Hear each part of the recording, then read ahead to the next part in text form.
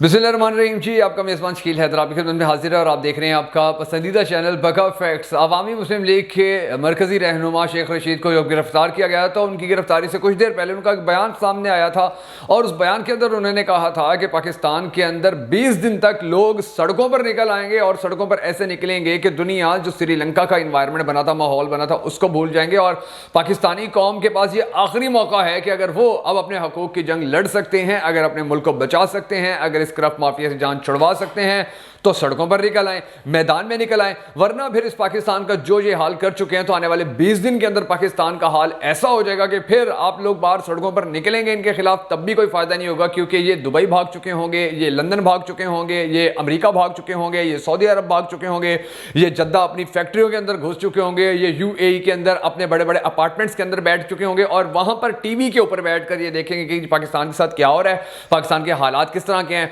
पाकिस्तान में martial law लगा हुआ है या नहीं लगा हुआ, पाकिस्तान में इमरान खान को उसके बदतरीन अंजाम तक पहुंचा दिया गया है या नहीं पहुंचा दिया गया है, पाकिस्तान की कोई मदद करने के लिए आया हुआ है या नहीं आया हुआ है। ये चीजें ये फिर दूसरे मुल्कों के ऊपर टीवी के ऊपर बैठकर देखेंगे, क्योंकि पाकिस्तानी अवाम के पास तो ना ट्विटर चलाने का वक्त बचेगा, ना फेसबुक चलाने का वक्त बचेगा, ना टीवी चलाने का वक्त बचेगा, ना ही सियासत के ऊपर तबसरे करने का वक्त बचेगा। और पाकिस्तान की अवाम किस तरह से अब बदतरीन दौर के अंदर दाखिल होने जा रही है। शेख रशीद ने थोड़ी सी बातें की हैं, वो ना सिर्फ पीडीएम के लिए बड़ी खतरनाक है बल्कि पाकिस्तानी अवाम के लिए भी सब बड़ी खतरनाक हो जाएंगे अगर पाकिस्तानी अवाम अपने हकूक़ के लिए खड़ी नहीं होगी। जो आज के इस वीडियो के अंदर मैं आपको थोड़ी सी तफसीलात बता देता हूँ कि जब अवामी मुस्लिम लीग के सरबराह शेख रशीद को गिरफ्तार किया गया है तो उन्होंने वाज़ेह तौर पर ये कह दिया था कि ये इमरान खान के ऊपर जो अब इमरान खान को एक बार फिर से जो निशाना बनाया जाने की बात की जा रही है या इमरान खान ने इस हवाले से जो बात की है, तो मेरे पास ठोस सबूत मौजूद हैं कि इमरान खान को निशाना बनाने की जो सुपारी है, शेख रशीद ने कहा है कि वो सुपारी जो आसिफ अली जरदारी है उसने दी है और इमरान खान की ज़िंदगी ख़त्म करने के हवाले से उसने बाकायदा तौर पर पेमेंट अदा कर दी है, पूरे पैसे उसने दे दिए हैं, उसने बंदे हायर कर लिए हैं, जिसके बाद शेख रशीद के ऊपर मुकदमा बनाया गया और इनको गिरफ्तार कराया गया। अब इनसे ज़्यादा अगर थोड़ा सा माजी के अंदर देखें तो इनसे ज़्यादा माजी करीब के अंदर देखें, जब इमरान खान मार्च कर रहे थे, हकीकी आज़ादी मार्च कर रहे थे, तो इनसे ज़्यादा इल्ज़ाम, यानी शेख रशीद ने ये बात की, इमरान खान ने भी थोड़ी सी बातें की जरदारी के बारे में, लेकिन इनसे ज़्यादा जो सख्त किस्म के इल्ज़ाम थे, जो इमरान खान को नबी करीम सल्लल्लाहु अलैहि वसल्लम का गुस्ताख साबित करने के इल्ज़ाम थे, जो नबी करीम सल्लल्लाहु अलैहि वसल्लम के साथ साथ जो इस्लाम की तौहीन करने के हवाले से इमरान खान के ऊपर जो इल्ज़ाम लगाए गए थे और मुसलसल जो इल्ज़ाम लगाए जाते रहे। राना सनाउल्लाह कहता था कि ये फितना है इस्लाम के खिलाफ, पाकिस्तान के खिलाफ, इसे खत्म कर देना चाहिए। मरियम औरंगजेब इसी तरह की बातें करती रही, मरियम नवाज शरीफ इसी तरह की बातें करती रही और फिर नतीजा की सूरत में सामने आया था कि फिर इमरान खान को एक नवीद नामी शख्स ने निशाना बनाया, इमरान खान की जिंदगी बच गई, लेकिन इमरान खान का एक जो कारकुन था वो शहीद हो गया था। और ये सारी जो बातें थी इमरान खान के बारे में बड़ी सच्ची साबित हुई थी, लेकिन उसके बावजूद अब उनके बारे में कोई भी हमारा महकमा जो है वो खड़ा ना होने वाला महकमा अब जो शेख रशीद है उसके खिलाफ FIR दर्ज करके उसे गिरफ्तार कर चुका है। और इससे पहले जो वफाकी वजीर इमरान खान के बारे में जो यही प्रोपेगेंडा करते रहे, क्योंकि जरदारी ने कहा मेरी जिंदगी को खतरा है, तो इनके बयानात के बाद इमरान खान की जिंदगी को कितने ज्यादा खतरात लाक हो गए थे कि उसकी जिंदगी छीनने की कोशिश तक भी की गई थी, लेकिन उस वक्त हमारे ये सारे इदारे खामोश थे। जब शेख रशीद की एक बात के ऊपर इसके ऊपर चढ़ दौड़े हैं, इसके ऊपर FIR करवा दिए, इसको पकड़वा दिया और इसके खिलाफ अब कार्रवाइयां की जा रही हैं। थोड़े से मैं आपको हालात बता देता हूं कि पाकिस्तान की आवाम आखिर कैसे 20 फरवरी तक सड़कों पर निकल आएगी और पाकिस्तान के साथ, इस मुल्क के साथ इन लोगों ने अब किया क्या है। आप ये जानते हैं कि महंगाई अरूज पर पहुंच चुकी है, पेट्रोल की कीमतें, बिजली की कीमतें, गैस की कीमतें अरूज पर पहुंच चुकी हैं। हालात ये हो गए हैं कि मुल्क के अंदर अब तेल की जो सप्लाई चेन है वो मुअत्तल होने के बारे में बात की जा रही है। PSO का इन्होंने बेड़ा गर्क करके रख दिया है पाकिस्तान के अंदर। अब पेट्रोल जो महंगा हो रहा है वो तो होना ही है, लेकिन अब आप देखेंगे कि आने वाले चंद दिनों के अंदर आपको पेट्रोल मिलना ही मुश्किल हो जाएगा, नायाब हो जाएगा, लंबी लंबी लाइनें होंगी, लंबी लंबी कतारें होंगी और इन सब के अंदर जो जलीलो ख्वार पाकिस्तानी कौम हो रही होगी, इस सब के अंदर जो सबसे बड़ा और मरकजी किरदार है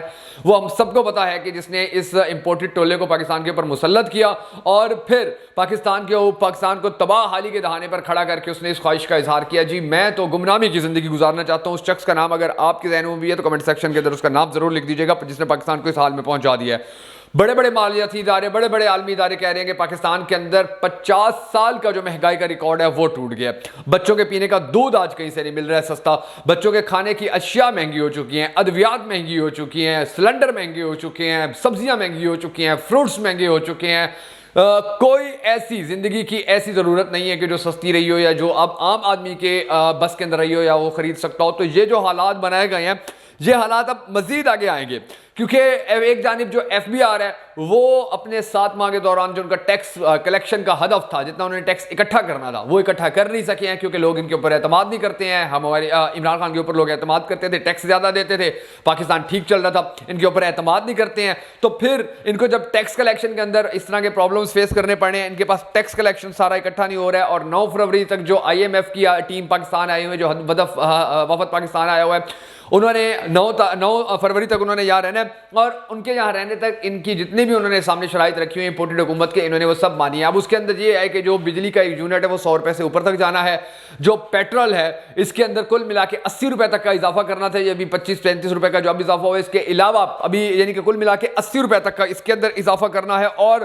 20 فروری تک، کیونکہ جب یہ 9 فروری تک یہ سب ہو جائے گا تو 2-4 دن تو عوام چیخے گی، جب بجلی نہیں ہوگی، جب گیس نہیں ہوگی، جب کھانے پینے کی اشیاء نہیں مل رہی ہوں گی، جب پیٹرول نہیں مل رہا ہوگا، تو عوام تھوڑی بہت چیخے گی، چلائے گی صحیح، مگر اس قوم کو جاگنے کے لیے تھوڑا ٹائم لگتا ہے. اور پھر 20 فروری تک قوم سڑکوں پر آ چکی ہوگی، جب ان کو یہ نظر آئے گا کہ اب تو ہمارے بچوں کے پینے کا دودھ بھی کہیں سے نہیں مل رہا ہے، اب تو ہمارے بچوں کا سیریلیک بھی کہیں سے نہیں مل رہا ہے، اب تو ہمارے بچوں کو سکول بھیجنے کے لیے ہمارے موٹر سائیکل میں پیٹرول نہیں ہے، اب تو ہمارے بچے سکول نہیں جا سک رہے ہیں کیونکہ ان کو لے کر جانے والے رکشے کے اندر پیٹرول نہیں ہے، وہ رکشہ مالک گھر بیٹھ گیا کیونکہ پیٹرول نہیں مل رہا ہے، اس کا کاروبار تباہ ہو گیا. یعنی کہ نچلے طبقے سے لے کر اوپر تک کا طبقہ سارا اکٹھا متاثر ہوگا، اور اس کے متاثر ہونے کے جو نتائج ہیں پھر وہ جب یہ سارے فیس کریں گے تو پھر یہ ساری قوم سڑکوں پر آئے گی، اور جب یہ ساری قوم سڑکوں پر آئے گی تو پھر اس کا صاف اور واضح مطلب یہ ہے کہ وہ حکومت کا آخری دن ہوگا. کیونکہ قوم سے عوام سے بڑی طاقت اس دنیا کے اندر کوئی نہیں ہے. کوئی یہ کہے کہ ہمارا ادارہ بہت بڑا ہے، کوئی کہے کہ ہمارا ڈیزنیشن بہت بڑا ہے، کوئی کہے کہ ہماری سیاسی جماعت بہت بڑی ہے، کوئی کہے کہ ہماری مذہبی جماعت بہت بڑی ہے، کوئی کہے کہ ہماری تحریک بہت بڑی ہے، کوئی کہے کہ ہمارے ہاتھ بہت لمبے ہیں، کوئی کہے کہ ہمارے ریسورسز بہت زیادہ ہیں. عوام سے زیادہ طاقتور کوئی بھی نہیں ہو سکتا ہے پاکستان کے اندر.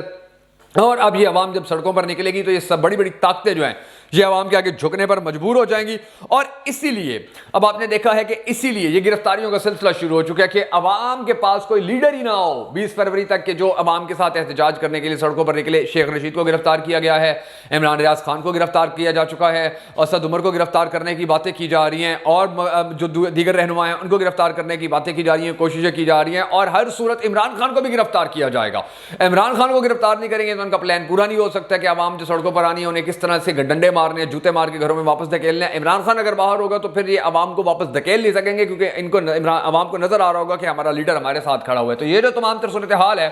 اس تمام تر صورتحال کے اندر اب جو عدالتیں ہیں، یہ ایک اچھی خبر ہے کہ عدالتیں جو ہیں وہ الیکشن کروانے کے حوالے سے باقاعدہ احکامات بھی جاری کر چکی ہیں. الیکشن کمیشن کے پی کے اندر اور پنجاب کے اندر اس حوالے سے کام بھی شروع کر چکا ہے، اور اگر یہ الیکشن کروانے کی طرف جاتے ہیں، یہ گرفتاریاں روکنے کی کوشش کرتے ہیں تو پھر شاید حالات تھوڑے بہت بہتر ہوتے نظر آ جائیں گے. لیکن اگر ایسا نہیں ہوگا تو حالات بڑے گمبھیر ہوں گے، اور ایسے گمبھیر ہوں گے کہ پھر نہ یہاں کی سب سے بڑی طاقت کے ہاتھ میں رہیں گے، نہ یہاں کی حکومت کے ہاتھ میں رہیں گے، نہ پی ڈی ایم کے ہاتھ میں رہیں گے، نہ عمران خان کے ہاتھ میں رہیں گے، نہ اسٹیبلشمنٹ کے ہاتھ میں رہیں گے، نہ پولیس کے ہاتھ میں رہیں گے، نہ رینجرز کے ہاتھ میں رہیں گے، نہ خفیہ اداروں کے ہاتھ میں رہیں گے. پھر کسی کے ہاتھ میں نہیں رہیں گے، پھر صرف عوام کے ہاتھ میں ہوں گے. اور جب عوام کے ہاتھ میں ہوں گے تو پھر پاکستان کا اللہ ہی حافظ ہوگا. ہم سب کو دعا کرنے ہیں کہ اللہ تبارک و تعالیٰ پاکستان کو ان تمام تر مسائل سے نکالے اور پاکستان کا اگلا وزیر اعظم عمران خان کو بنائے. اگر آپ بھی اس دعا میں شامل ہونا چاہیں تو کمنٹ سیکشن کے اندر آمین ضرور لکھ دیجیے گا. اور اگر اب تک آپ نے ہمارا یوٹیوب چینل سبسکرائب نہیں کیا ہے تو سبسکرائب کر کے کمنٹ سیکشن کے اندر ڈن بھی ضرور لکھ دیجیے گا، تاکہ ہمیں تھوڑا پتہ چلتا رہے کہ آپ ہم سے کتنی محبت کر رہے ہیں اور کتنی محبت کا اظہار کر رہے ہیں.